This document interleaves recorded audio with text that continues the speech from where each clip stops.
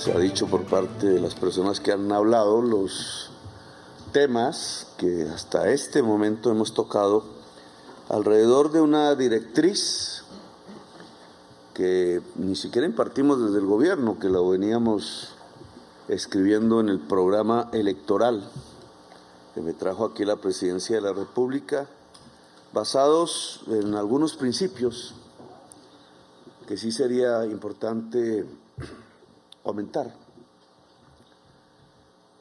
¿Qué es lo que queremos alrededor de la fuerza pública de Colombia?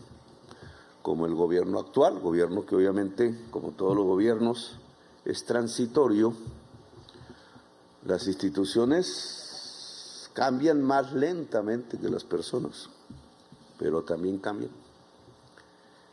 Y en la sociedad en su conjunto y la humanidad misma, en su cultura, que ojalá pueda seguirse transformando para bien.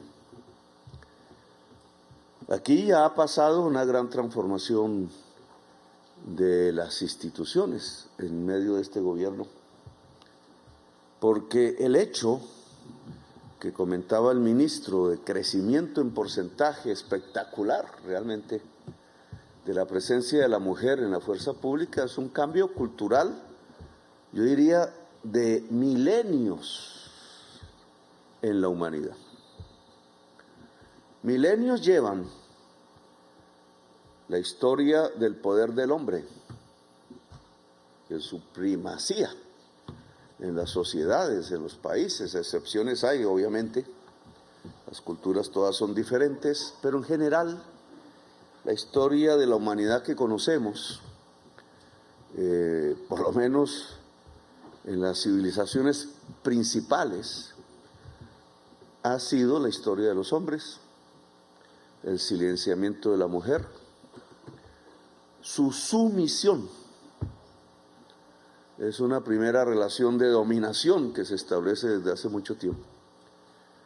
El poder es del hombre, la mujer obedece, se reprime, se silencia.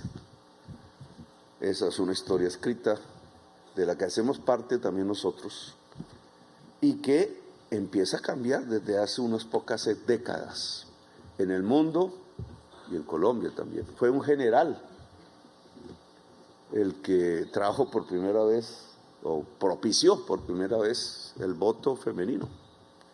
No hace mucho si se cuentan los años de la historia. 1953. Bueno. General del ejército, 54 fue exactamente.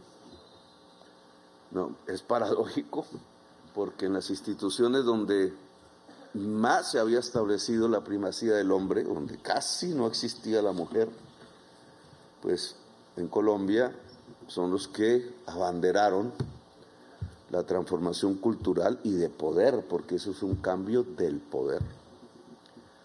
Es interesante y alguien debería escribir la historia, porque vale la pena tenerla, refrendarla, traspasarla a las generaciones que siguen, porque no es lo mismo una fuerza pública de hombres a una fuerza pública que contenga y de verdad a la mujer. No solo por el número en las bases, sino porque va ascendiendo, va tomando control, va tomando poder de mando. A un grupo de hombres, un porcentaje no muy bajo, no les gusta esto. Reaccionan y hemos visto a veces reacciones tan violentas que llevan al feminicidio. Una reacción del hombre por miedo, es una cobardía del hombre, que no se atreve a aceptar que la mujer sea igual que él. No más ni menos, igual. Tantos miles de años llevamos, tanta fortaleza tiene esa cultura ancestral, diríamos, del poder del hombre, que el cambio, como todo cambio, trae reacciones adversas, trae miedo. Sobre el miedo se sustenta lo peor de la humanidad. Y aquí estamos asumiendo esto más o menos con tranquilidad, La fuerza pública, la policía, prácticamente la mitad de sus integrantes son mujeres. Y la fuerza pública lo ha hecho bien, digamos, con tranquilidad. Indudablemente hay problemas. Indudablemente esa resistencia del hombre que hay que controlar, que hay que ver, se expresa en que aún así pues hay problemas al interior, como en toda la organización humana, que está expuesta a este cambio, pero el cambio empezó y ya no va a echar para atrás. Cada vez será mejor. Yo pienso que la presencia de la mujer como cuidadora de vida que es, va a contener esas tendencias del hombre que tenemos, los hombres, de descuidar la vida, poco por la forma y el origen de nuestra existencia, nos ha marcado así. La mujer cuida más la vida que el hombre. Y es importante que la fuerza pública, que debe ser la cuidadora de la vida en Colombia, pues tenga esa presencia, porque cada vez la hará más eficaz en esa tarea. Ahora bien, ese cambio institucional tiene que ver con principios ya establecidos en nuestra Constitución actual, venían de antes, no es que haya cambiado en las letras. Y es que la fuerza militar de Colombia debe defender la soberanía nacional. Esa es una forma de cuidar la vida en esta parte de la historia de la humanidad. Las naciones no existieron desde que nacimos como hombres, como mujeres, como humanidad. La nación es un invento que, como todo invento, también pasará en la historia humana, ojalá para mejor. Creado hace 2 siglos el concepto, 3 siglos, planteado de una manera que representaba un cambio para la época, poco a poco, o yo diría más bien rápidamente, con cambios que fueron incluso bruscos y violentos, se fue construyendo el concepto nacional y fueron apareciendo las naciones que prácticamente hoy están en todas partes del mundo. El concepto de nación se estableció en la vida contemporánea y por tanto el concepto de soberanía nacional, que empieza, si uno ve y analiza las cosas de hoy, empieza a ser superado por varios temas. El poder público mundial empieza a ser discutido como una realidad en temas como la crisis climática y en problemas que una nación no puede resolver por sí misma, ni la más poderosa del mundo. La pandemia nos mostró un hecho de esos, tema para discutir en otra oportunidad. Lo cierto es que la nación es un concepto que por ahora será la forma de organización política de las sociedades humanas que nosotros defendimos cuando decidimos la independencia nacional. Hubiéramos podido tomar otras decisiones. Aquellas personas que estuvieron en nuestro país, 4 millones de habitantes eran, con una vanguardia que hoy reconocemos en nuestra historia, decidió construir una república, independizarse no solo de un país otro, una monarquía, sino de la forma monárquica de gobernar, y decidimos que esto fuera una república, y algunos pensaron que fuera una república democrática. No otra forma de república, sino una república democrática. Y la palabra democracia significa gobierno del pueblo. No es el rey el soberano, es el pueblo el soberano. Eso está escrito en nuestro himno nacional. Y está escrito allí, así ese himno no haya sido cantado en la época de la independencia, porque esa es la idea central de quienes decidieron la libertad en este país. Independencia nacional tiene un concepto paralelo, sinónimo, soberanía nacional. No puede existir la libertad si agentes externos toman las decisiones por nosotros y nosotras. Eso se llama soberanía nacional. Y el objetivo y la misión constitucional, tanto la Constitución del 86, de hace más, como la del 91, es que las fuerzas militares tienen como objetivo principal la soberanía nacional. Eso significa parte del cuidado de la vida. Si no tenemos soberanía, la vida queda en cuestión, queda en peligro. Tenemos problemas en construir la nación. No hemos sido capaces aún de tener una nación pacífica. El concepto de nación es el contrato social, la convivencia que aceptan todas las partes de la sociedad y que implica, entre otras, justicia social.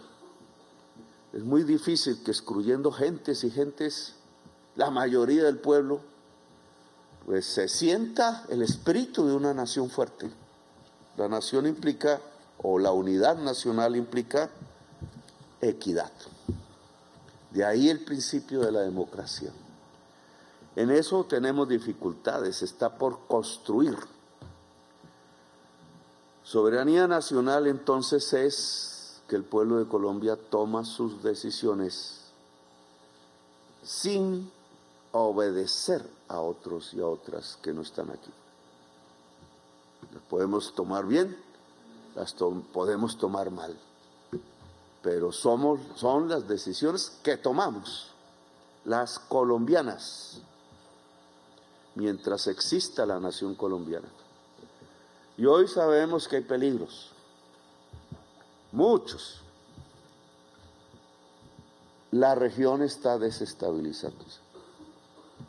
Viene así de un rato para acá. Y por tanto debemos saber cuál es nuestro papel. En circunstancias difíciles, en donde indudablemente tenemos que actuar con prudencia máxima, porque de lo que está aconteciendo en nuestro alrededor, los más afectados, pues vamos a ser nosotros, ya lo sabemos, esta región en particular. Y a veces pensamos a la ligera,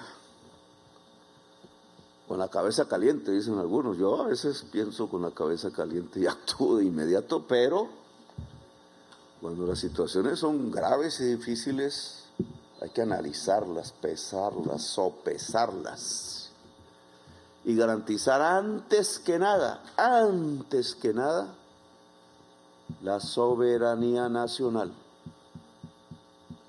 Y eso recae entonces en el esfuerzo de la fuerza pública. De aquí no me voy a extender más, pero es un tema que sí quiero que quede muy claro, porque el peligro asoma por todas partes. Tiene que ver incluso con lo que está pasando más lejos. Alguien decía, ¿usted por qué se mete en temas que no nos interesan? Palestina, cosas de eso. No, todo está conectado. Todo está conectado.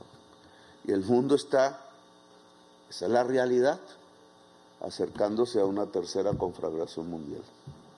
Con unas armas, unas tecnologías que harían palidecer la Segunda Guerra Mundial. Y eso es un peligro inminente contra la vida, ya no de una etnia o de una religión o de un país o una ideología, sino es la humanidad la que está en peligro. Por tanto, si nuestra región empieza a ser víctima de esa oleada de desestabilizaciones violentas, pues nos tocó pensar bien todo. Y es en la fuerza militar donde hay que pensarla. La fuerza pública que adiciona a la policía, pues obviamente la policía, que es la que ha tenido el mayor avance en la integración de la mujer, pues tiene la misión del cuidado de la vida, pero ya ciudadana prácticamente al interior de nuestra propia nación. También es su función constitucional, los derechos y las libertades de la gente.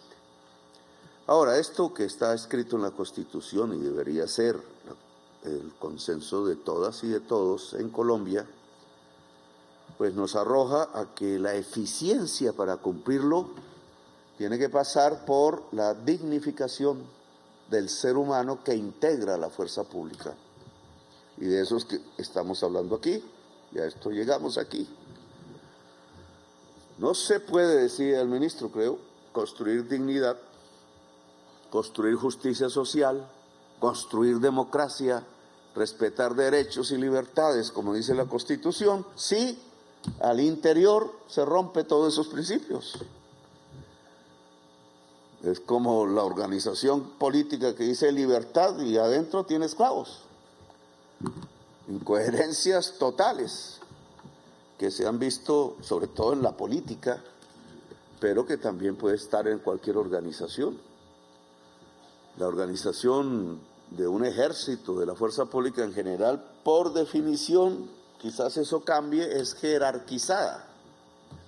Y eso implica, por definición, exclusión cada vez mayor en la medida en que se asciende en el tiempo de gentes que salen por su voluntad, por varias razones, de la fuerza pública. Esas gentes tienen que quedar preparadas para la vida civil que temprano o tarde los espera y las espera. Por eso un punto que me parece importante, aún incompleto, ministro, es la preparación profesional de las personas que integran la fuerza pública. Es decir, adquirir al interior, mientras dure su actividad en la fuerza pública, las herramientas del saber, de la preparación para asumir una vida civil en cualquier momento con dignidad y no pase lo que está pasando. Lo que está pasando es que los muchachos, las muchachas llegan a un mundo que los rechaza, etcétera. Tienen un conocimiento militar. ¿Sí? La sociedad ha pagado a través de los impuestos un conocimiento militar que puede terminar es aprovechado por mafias, narcotraficantes, etcétera, o poderes extranjeros en otras partes del mundo, muertos, muertas, simplemente porque esta sociedad no le dio a esa misma persona la posibilidad de transitar a una vida civil con dignidad.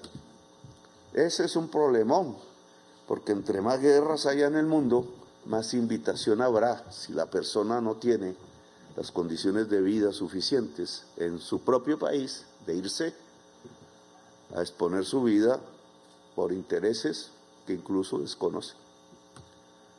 Continuaría, en el caso colombiano, una violencia que nosotros queremos acabar, porque Colombia no puede ser nación si vive en medio de la violencia. La preparación profesional dentro de la fuerza pública es fundamental. Hemos avanzado en algo, pero nos falta. Hemos avanzado más que con los jóvenes civiles. Esa va a ser una crítica que me hacen y que me van a hacer, porque el Ministerio de Educación no actuó rápidamente en extender la cobertura de la educación pública superior, se quedó quieta. Es uno de los pocos países donde también la educación civil es una pirámide. Claro, si se excluye por razones propias de la fuerza pública y al mismo tiempo la sociedad excluye en la educación civil, pues entonces los jóvenes terminan en la nada. Y ya sabemos qué significa eso en nuestra propia sociedad, en muchas regiones de nuestro país y en todo el país. Luego hay que cambiar eso. Y lo hemos logrado mejor en la fuerza pública que en la juventud civil. Lamentablemente, ese es uno de mis, no digo fracaso porque todavía quedan 2 años, pero casi. Aquí entonces hay que extender el plan de universalización de la educación superior, o por lo menos la secundaria en los casos reducidos que existen, pero un joven o una joven que entre a la fuerza pública tiene que salir con más saber en su cabeza. Al final el conjunto de esos saberes nos hace, tanto en la sociedad como en la fuerza pública, mejores. Porque al final el desarrollo de un país es el desarrollo de su intelecto general. Eso es lo que hace la riqueza, lo que hace el desarrollo, es el verdadero progreso. Lo demás es pura chuchería, que después nos damos cuenta que era pura chuchería de tanto desearlas y desaparecen apenas las tenemos. Bueno, pues esa es la experiencia de cada vida que se obtiene, pero aquí tenemos que hacer la experiencia institucional. Entonces ese es un tema que dejo, porque creo que entre lo que se ha conseguido falta, y esto que se ha conseguido, pues hay que dimensionarlo como es. Aquí cuando se habla de 680,000 pesos de ahora, ¿cierto? Cuando ustedes miran las estadísticas del DANE, puede que estén malas, pero dicen, la pobreza llega hasta este punto y la extrema pobreza hasta este punto de la canasta familiar. Pues lo que aquí estamos diciendo y hicimos, ni más ni menos, es que cada integrante del ejército de base, de los soldados regulares y del ejército en general, de las fuerzas militares en general y de la policía, no es pobre, ni extremadamente pobre. Eso es lo que se ha hecho en estos 2 años. Se preguntan por ahí, es la noticia, vi por la lectura, que cómo salir de la pobreza. No solo trabajando, porque aquí cada soldado, cada miembro de la policía, hombre y mujer, trabaja. Es valorando el trabajo. Eso se llama, en términos generales, los nombres lo de menos, un mejor salario. Cuando hablamos ya del trabajo en general. ¿Cómo sacamos 1.600.000 personas de la pobreza el año pasado a pesar del estancamiento económico? Sí. Es que cuando se recibe 680,000, que todos sabemos que no alcanza para mucho, ya esa persona, en nuestras estadísticas, y su familia, si tiene pareja, salió de la pobreza. Y yo creo que ese es un principio que debemos mantener y aumentar. Todo miembro de la fuerza pública debe salir de la pobreza. ¿Qué más condición de dignidad? Esa es la básica.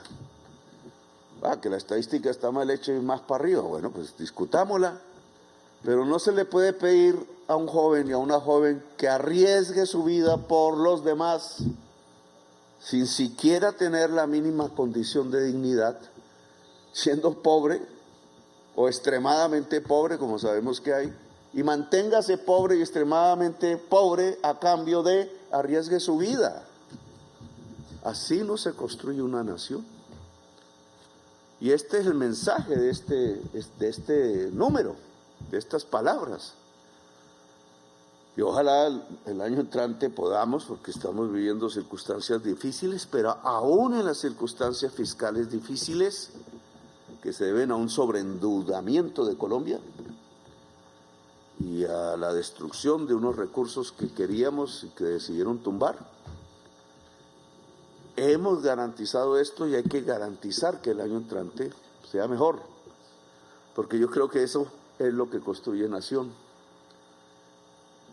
La filósofa Hannah Arendt decía, Hannah Arendt era una judía, pertenecía a la religión judía en su austriaca, y lo persiguieron los nazis, terminó escapándose y viviendo exiliada en Nueva York, y allá escribió sus mejores libros sobre su experiencia, lo que vivió en Europa Central, la idea democrática en su cabeza.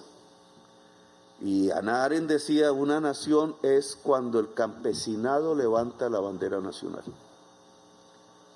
Y la mayoría de ustedes jóvenes son hijos de campesinos o nietos de campesinos. Mayoría.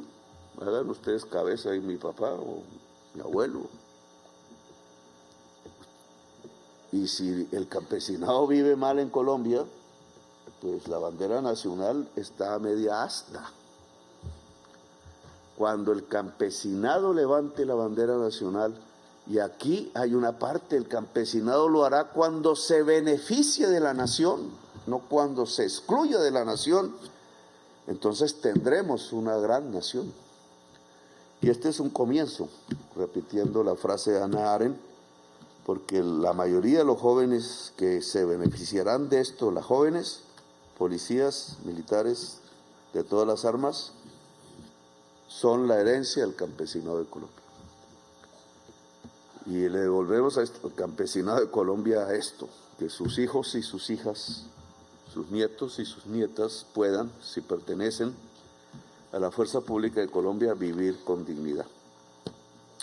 Y lo último son los abuelos, las abuelas, que yo llamo, los que ya estamos, no todos mis nietos ya los tengo dispersos por el mundo, pero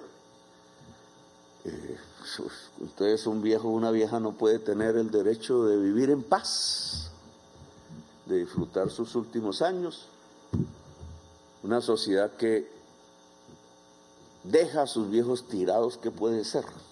En las calles. Entonces, una manera de construir naciones que los viejos y las viejas puedan vivir en dignidad. Todos y todas, no unos pocos. Y lo que se ha hecho aquí en frente a los pensionados, devolviéndoles la mesada 14 que se las habían quitado y que nos representa un gran gasto, casi $1 billón. Alguien decía, ustedes disminuyeron la inversión, pero creció el funcionamiento. El funcionamiento crece porque de la reforma tributaria una parte fundamental se va a funcionamiento pagando maestros en la educación, que pasa de 50 a 70 billones. Entonces, ¿qué? ¿No pagamos maestros?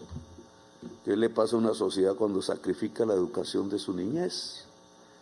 Y otra parte se va en este tipo de gastos. Claro, $1 billón es una cifra importante, pero significa más dignidad de la persona que usó su vida al servicio de la nación en la Fuerza Pública de Colombia.